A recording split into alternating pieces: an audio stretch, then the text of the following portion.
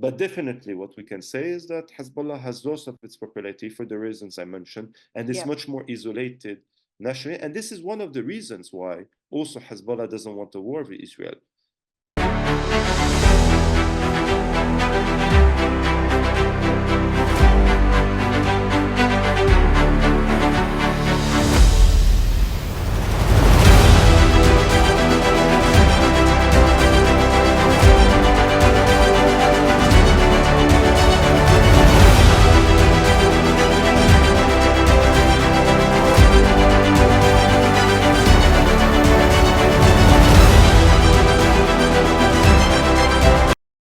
Welcome everyone, and today we are at another online talk for Middle East Insights platform, and we are really very empowered and privileged to have the presence of Joseph Daher with us, who is going to talk about the role of Hezbollah in the current geopolitical context of Middle East. It's clear that Hezbollah has lost of its national popularity in Lebanon outside of its Shia community, outside the Shia popular base.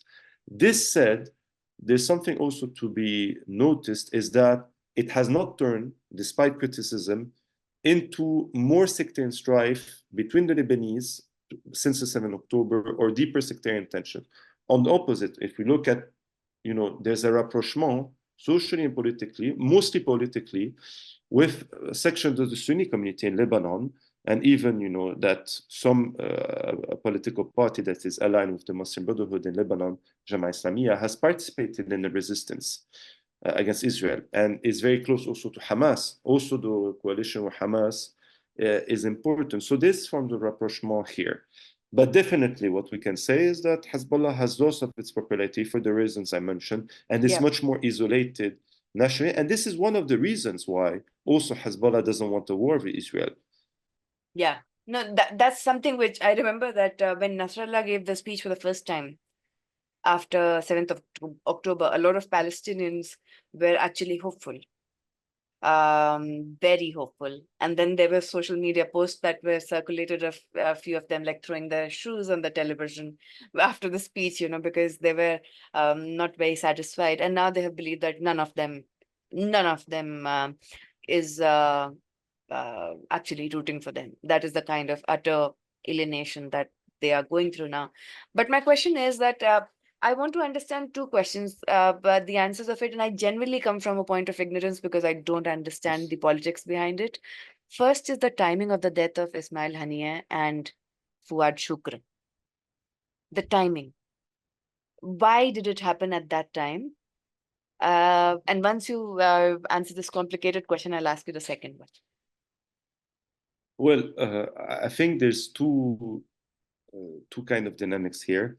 Fuad Shukr assassination, so a senior military commander of Hezbollah, and what is important is not only the timing, but more importantly, the location of the assassination in Beirut, in Dahye, which was considered, as a red line for Hezbollah. Finally, Hezbollah retaliated, or claimed to have retaliated against an Israeli military target, Israeli military base in close by the city of Tel Aviv.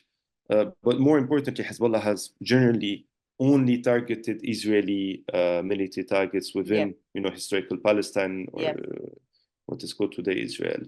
And actually, the assassination of Fuad Shukr was instrumentalized by Israel, in the meaning that there was a rocket that fell on a football field in the occupied Golan, killing 12 Syrian Jews. Okay. And the occupied Golan is in Israel, etc. Israel claimed to take revenge of the assassination of these 12 Syrian Jews, and claimed that the rocket came from Hezbollah. Hezbollah denied it. But most probably what happened, it was most probably a Hezbollah rocket that fell accidentally on this football field. We don't know the whole story about it. What is clear is that Israel instrumentalized this assassination, the murder of these 12 young individuals, Syrian Jews, to launch this attack. Why I say it's instrumentalizing? Because it's an occupied territory. The far majority, 80% of the Syrian Jews, have not taken the nationality, the Israeli nationality, and they are denied a number of services compared to the rest of the Israeli population. and they're very much opposed for the vast majority to the Israeli state. Even when you had Israeli ministers coming to pay their what they call their respect to the civilians that died, the Syrian Jews, they were kicked out. They were oohed by the local population. So this is why I was saying it's an instrumentalization. And Israel took this opportunity to assassinate Fuad Shukr. And the assassination of Ismail Haniyeh was a message sent to Iran very clearly. The location is very important in Tehran.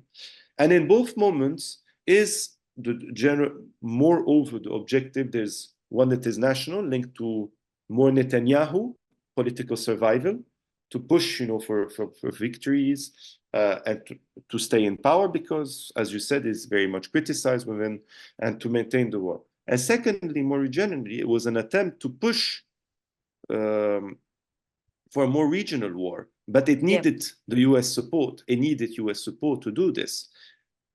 In both cases, Hezbollah has retaliated, but in a very, I would say, moderate and calculated way. And this has been ongoing since the 7th of October. And Iran has still not answered or retaliated to the assassination of Haniyeh. So it's still, Israel still doesn't have the green light of the US to lead a more regional war, because the US doesn't want it regarding also its regional allies, our regional allies. And Israel knows if it wants to have a wider regional war, it needs US support. It needs US support, protection, etc. So these were kind of the objectives regarding the assassination at few hours of difference of Fuad Shukr, senior military commander of Hezbollah, and Ismail Haniyeh, leading Hamas political bureau member. And I would add something to the assassination of Haniyeh. It was also a way to basically, again, postpone the negotiation, to make them impossible to achieve, because Haniyeh was the main intermediary. So that political interlocutor. Political and, the entire, I don't know what the real narrative is, but the entire bomb being planted by artificial intelligence days before his home, and all this entire, but again, the kind of sticky bombs that they have been using on Iranian nuclear scientists, and the kind of destruction that they have been doing in terms of the intellectual capacity of Iranian nuclear engineers, those in nanotechnology and others, is also something which is a matter of concern. But my second question is, and I don't have the answer of it, or if anyone answers me, I don't believe it. What happened on 4th of August 2020? The Beirut blast, what was it? First, on the issue of political assassination, we should know that there's a history of Israeli political assassination going back into decades against Palestinian personalities, whether in the occupied territories, whether in the regional countries, or even in Europe.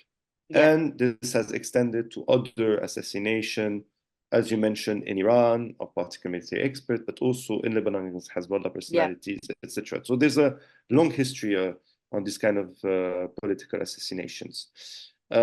Regarding the 4th of August, the Beirut blast that killed hundreds of civilians, I would say the most important things to understand that this is the result of basically the problems at the root with the sectarian neoliberal system in Lebanon. And corruption is linked to this neoliberal and sectarian system. And when I say this, it's the management of these chemicals that were for years in Lebanon have been, basically left without any kind of management, overseeing for a couple of years. And who is managing the port? The main sectarian neoliberal political parties. You do have the Free Patriotic Movement, Future Movement, which is mostly rooted in Sunni population, and Hezbollah and Amal. All were managing the port, you see. And it's really a reflection, I think, on the whole thing, how it was managed. Maybe it was an accident. Most probably it was an accident. But this accident is a reflection of the problems at the root of the political system, and more importantly, of the ruling political class that, will always put their own interest over the interest of the popular classes within Lebanon. And to remind, a lot of also not only Lebanese civilians died on this day, but also Syrians, foreigners, people working in various work were also. So this is quite important. You have the whole history before how a boat with chemicals should have was put in this port and was blocked in this port for years. How the chemicals were, but this is all. For me, what is important is how we understand it politically. What are the roots problem? How did we reach the situation? And also an indicator of how this is completely linked to the sectarian or liberal ruling class is that the investigation has been blocked since then. By the same, sectarian and neoliberal political ruling class. While the investigation has been completely blocked, and they're basically protecting themselves, their own ministers, not to be condemned, not to reveal what happened, basically, the dynamics around what led to the Beirut explosion, because they are all involved, because they're all responsible. And as one of the main slogans of the 2019 Lebanese uprising, كلٌ يعني كلٌ, meaning all of them, without exception, are responsible for the problems in Lebanon. Yeah, no, that's very true. And also in your book, you have explained how Beirut port specifically played a pivotal role even during the French Mandate, how it was controlled by Maronite Christians. There was this very strong class divide in who managed the Beirut port and the capitalization of that management. Now, coming to ports, now I'm going to talk about airport. Telegraph printed a story. I don't know if they retrieve it. But there was a story that Hezbollah is storing Iranian weapons in civilian airport in Lebanon. Is this another kind of Western propaganda about the axis of evil, or is it just a certain kind of conjecture to, the agenda-setting model of news that you just pinpoint other details so that the emotions around genocide is not included anymore or forgotten? Yeah, so first, if I may just clarify on the kind of socioeconomic dynamics that were in Lebanon, because it's important to say that it was a particular Maronite bourgeoisie that was, at the head of the state, controlling wide sectors of the economy. But through the last decades, after the independence of Lebanon, this class differentiation became more and more, I would say, complex and nuanced. And especially the Lebanese civil war made it very clear that the Maronite Christian bourgeoisie was not the only fraction of the bourgeoisie ruling the country. Quite on the opposite. Today, it's mostly, more dominated, if you see it politically, by the Sunni and Shia fraction of the bourgeoisie.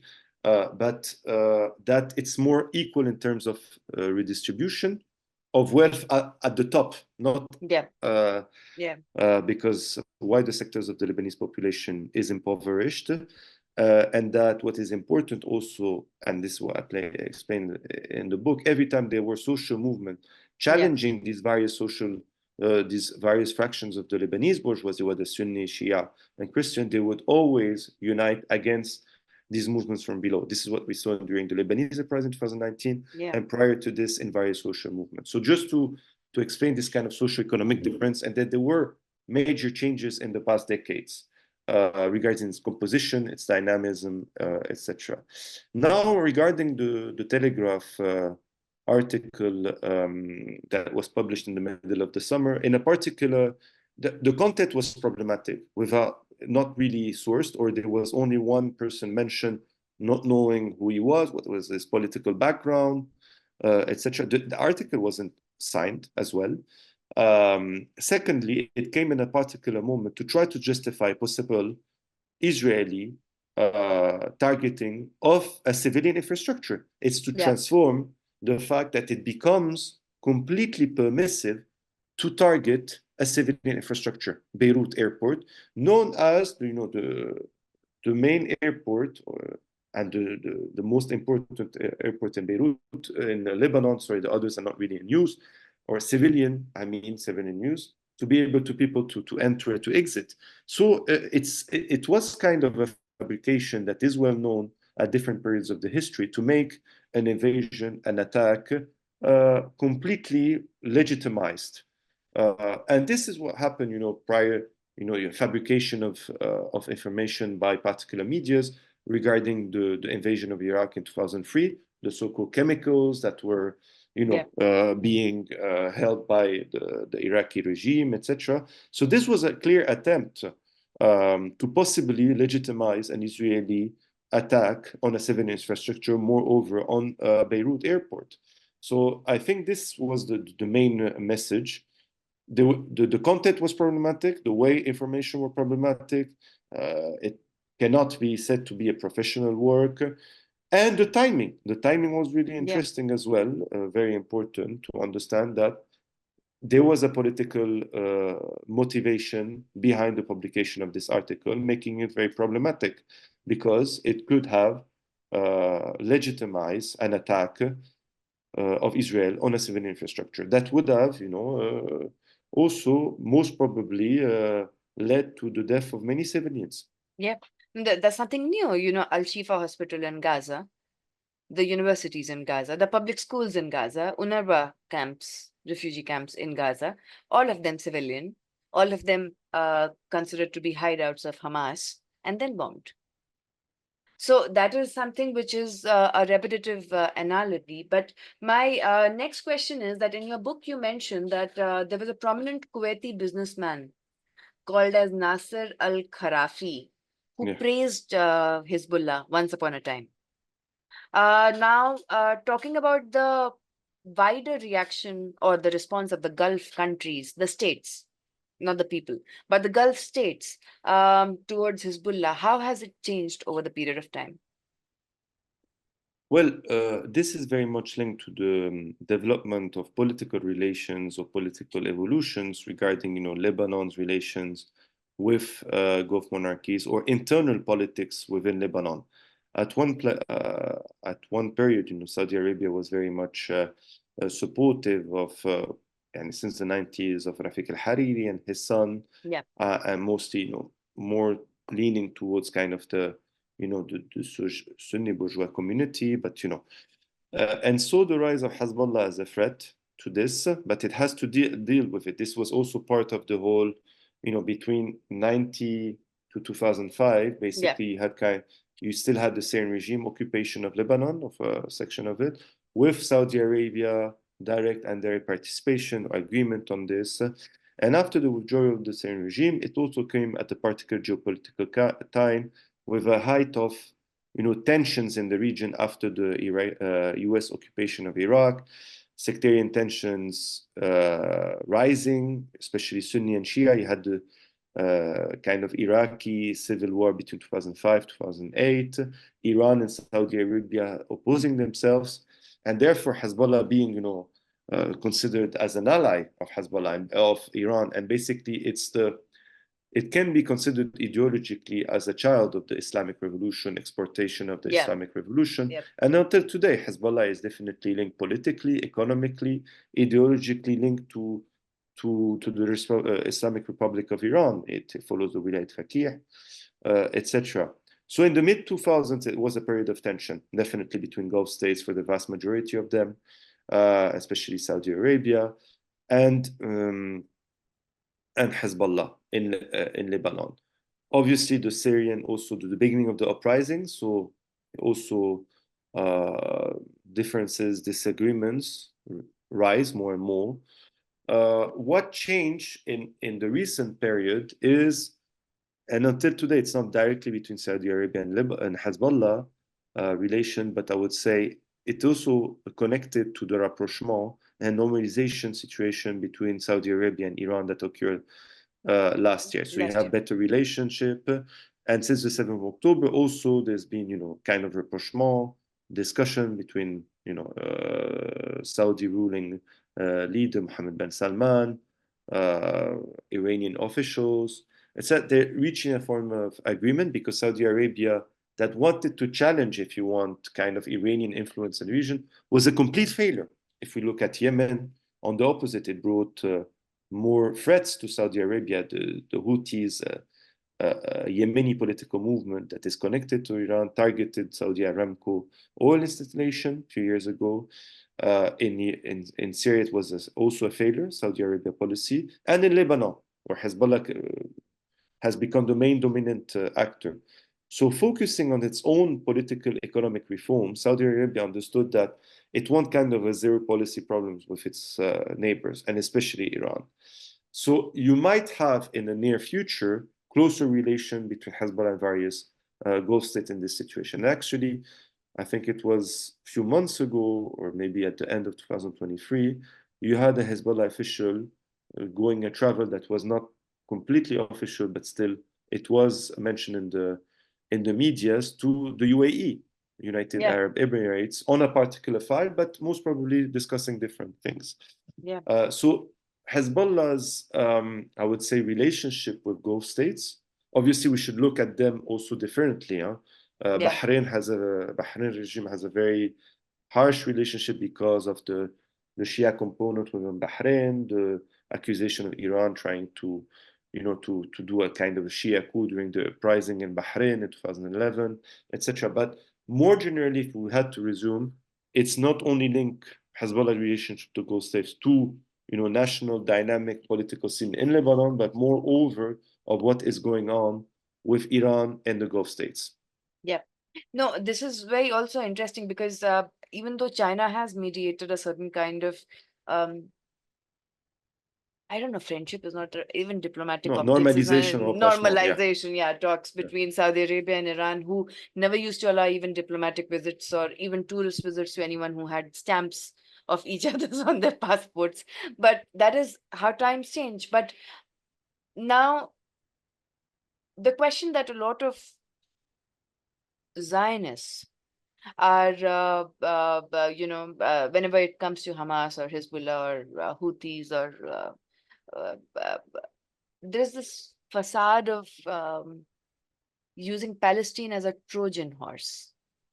That, Palestine do not, whatever, like, the 6 hostages who were found dead 2 days back.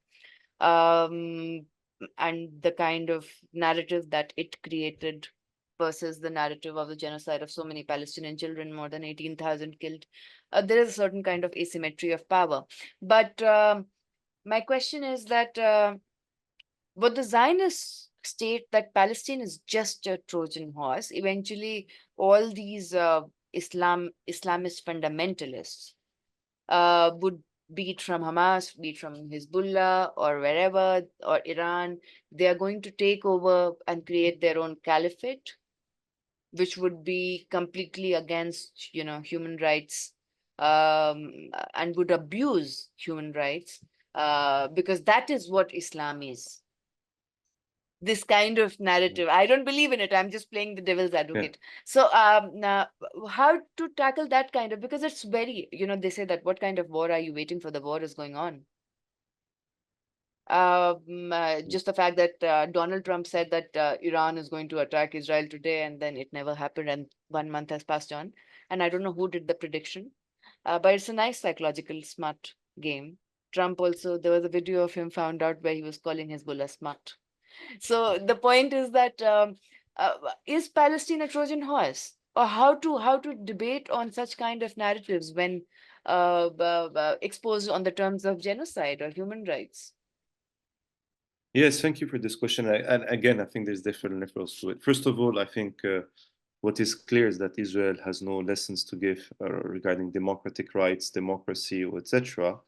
As an apartheid state recognized, by various human rights organization, even Israeli human rights organization, such as B'Tselem, and has for the past 7 decades basically constantly violated human rights. And this is very well reported by different, again, human rights organizations.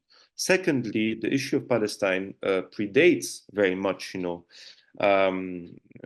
the Islamic Republic of Iran in 79, or various, if you want, movements that you mentioned. Hezbollah was born in the 80s in Lebanon.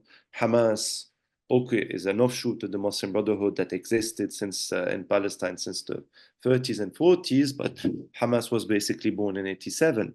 The Houthis also has a couple of decades, and Houthis were not directly linked to the creation of Israel, etc. So the Palestinian issue is much more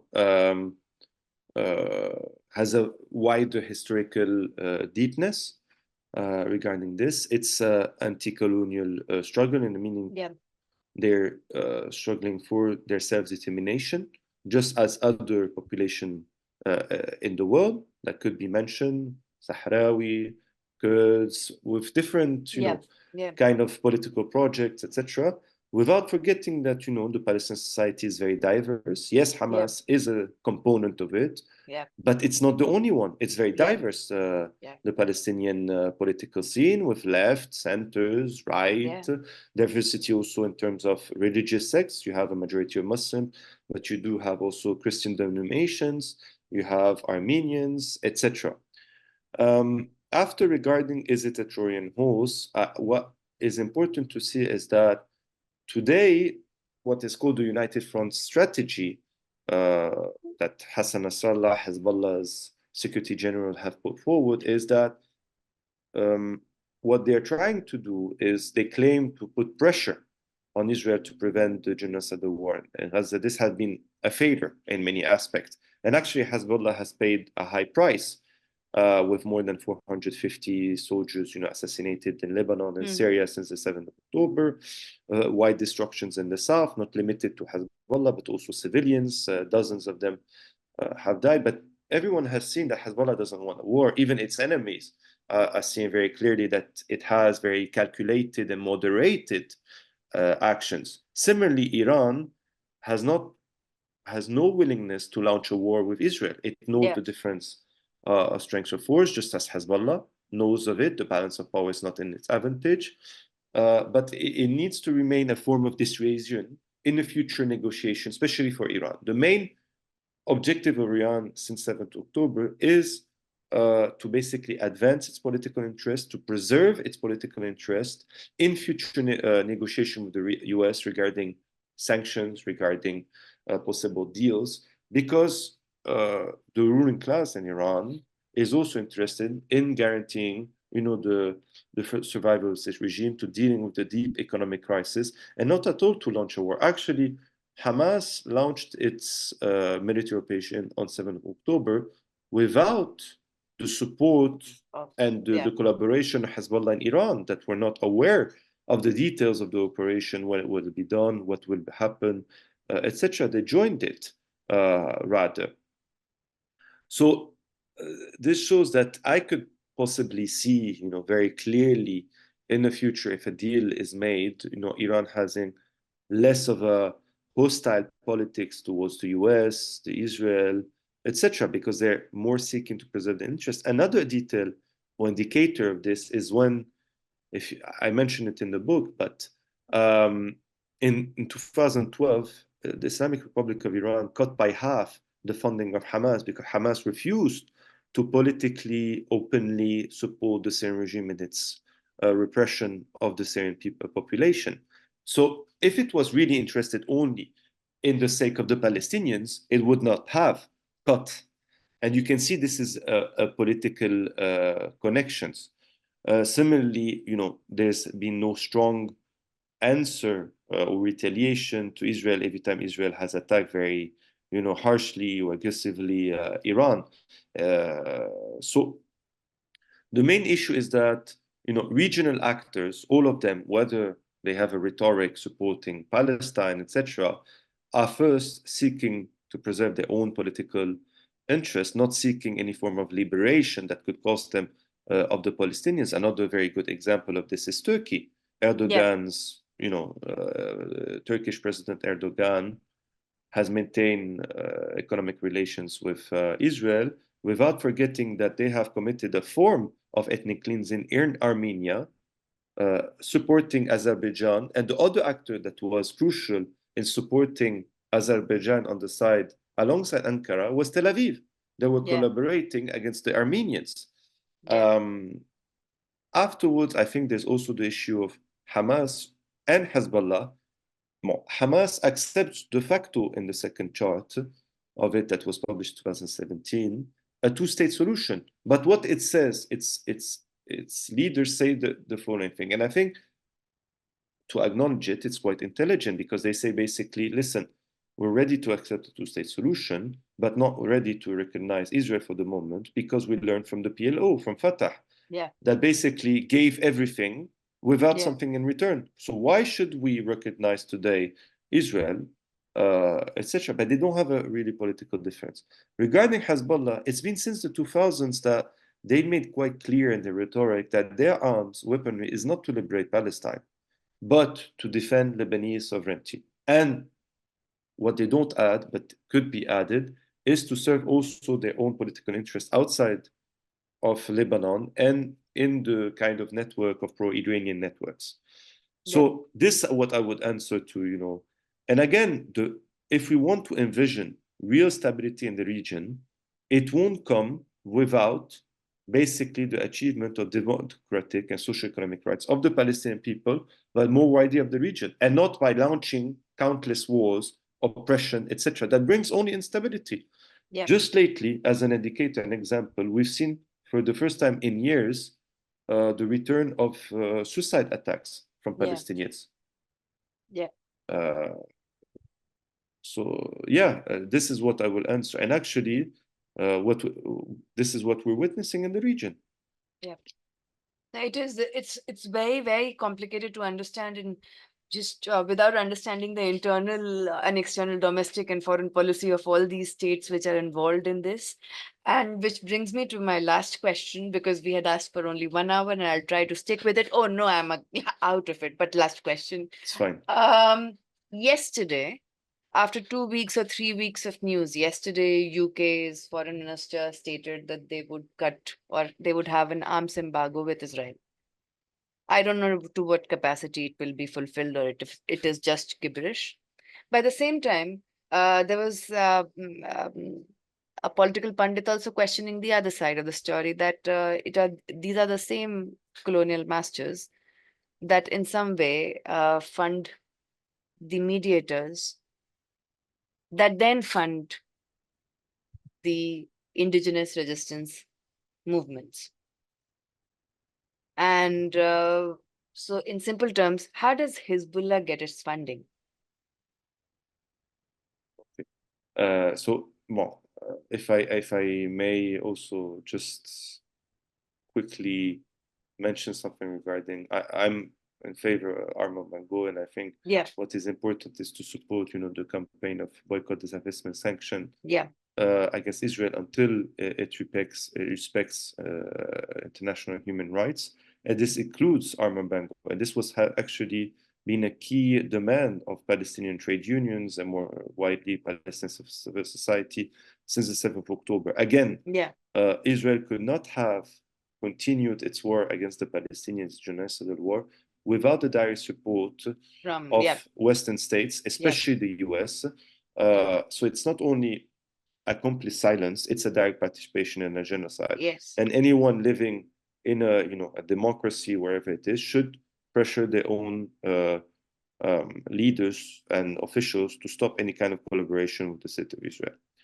This is the first point. The second point, Hezbollah's funding is mainly connected to funding from the Islamic Republic of Iran and directly from the Islamic Supreme Guide. So it's a different budget than the Iranian government. It takes directly funding. It's hundreds of millions of dollars, maybe more.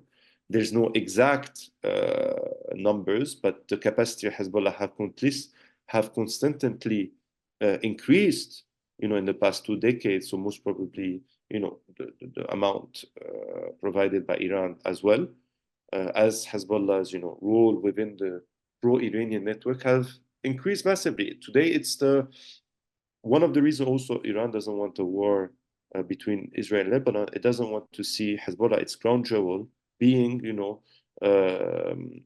diminished or attacked, weakened by an Israeli war on Lebanon.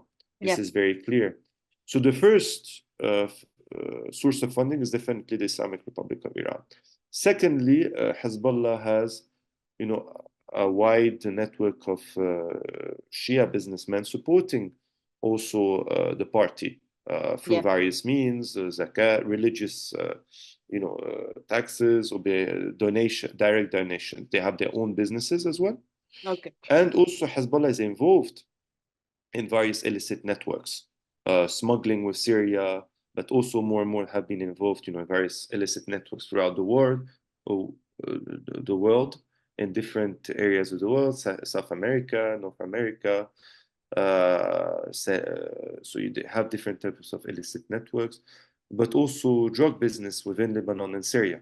Instinctively, Hezbollah have been involved in it, despite denying it. And after you have donation from its popular bases, donation from small businesses, etc. So it has a various source of funding, but Islamic Republic of Iran is the most important. But various illicit sources of funding have grown, especially after its involvement of Hezbollah involvement in Syria after 2011, and in the past few years, very much, a lot of smuggling networks, illicit networks, etc., also throughout the world. So it has various sources of funding. This also has allowed, Hezbollah to develop its institutions, its network of institutions, but also its numbers of soldiers that have grown massively, while most of its weapons are provided by Iran through the borders with Syria, etc.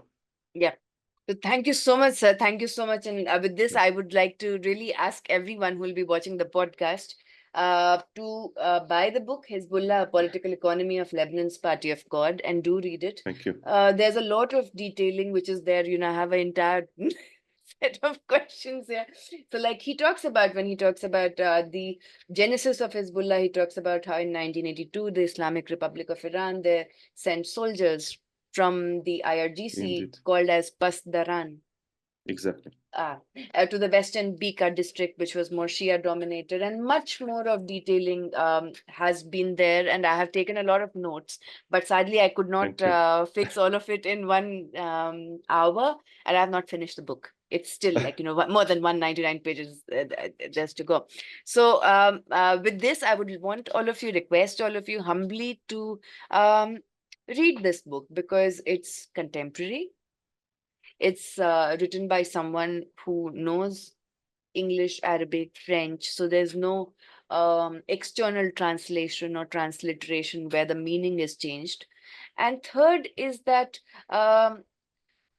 there's also something called as empathy, which is very much missing in a lot of intellectuals who become very famous. And that is Joseph Sir is one person who has a lot of empathy, and he gave us time in spite of the fact that we as an organization are only 1 month old, and he trusted Mabruk, and all the best. spoke so much to us and in so much of detailing.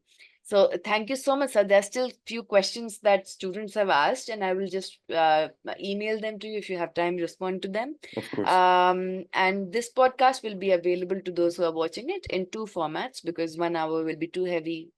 So yeah, so that is it. So with this, thank you so much for the privilege of your time, sir. No. And taking Thank you out for time.